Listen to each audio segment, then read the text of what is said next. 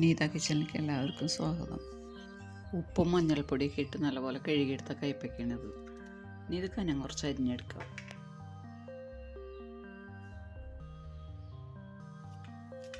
അരിയുന്നത് നമ്മുടെ സൗകര്യത്തിനനുസരിച്ച് എങ്ങനെ വേണമെങ്കിലും അരിയാം. 4 ആക്കി മുറിച്ചിട്ട് അരിയണമെങ്കിൽ അങ്ങനെ അരിയാം.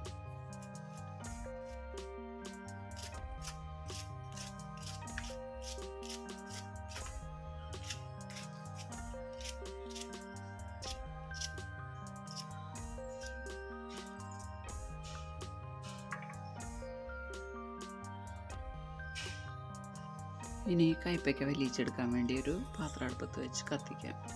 അത് ചൂടാവുമ്പോൾ അതിലേക്ക് 2 ടേബിൾ സ്പൂൺ വെളിച്ചെണ്ണ ഒഴിക്കാം.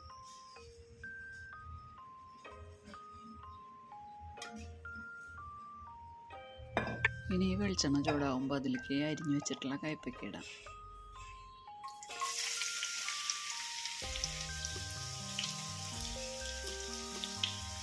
ഇനി ഇതിലേക്ക് ഒരു സവാള അരിഞ്ഞിടാം.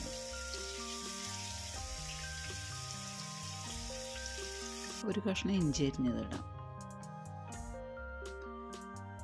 പിന്നെ ഒരു പച്ചമുളക് അരിഞ്ഞത് ഇടാം. അത് നല്ല എരിവുള്ള പച്ചമുളകാണ്, അതുകൊണ്ടാണ് ഒരു പച്ചമുളക് എടുത്തത്. പിന്നെ വേണ്ടത് കറിവേപ്പിലയാണ്, അതും കൂടി ഇടാം.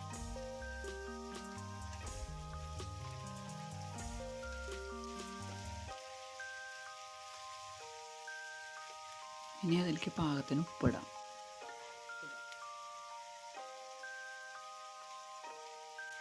ഇനി 1/4 ടീസ്പൂൺ മഞ്ഞൾപ്പൊടിയും കൂടി ഇട്ട് നല്ലപോലെ ഇളക്കി യോജിപ്പിച്ചതിന് ശേഷം അത് മൂടി വെച്ച് വേവിക്കാം.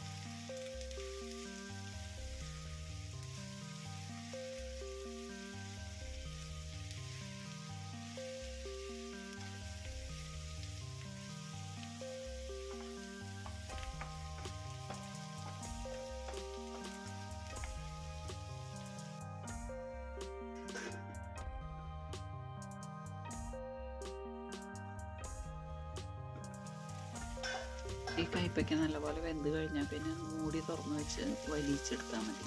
നല്ലോണം പരത്തിയിട്ട് വലിക്കാം.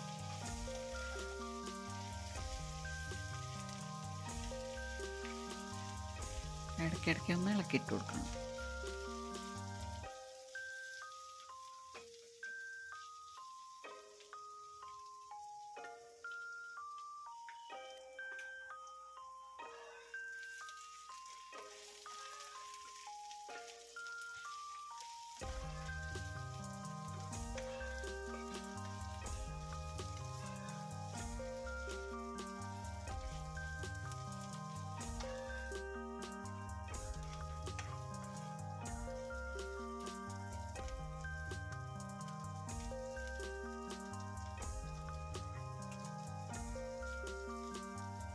ഇപ്പോൾ ഇത് നല്ലപോലെ വലിഞ്ഞിട്ടുണ്ട്. ഇനി ഇത് ഓഫ് ചെയ്യാം.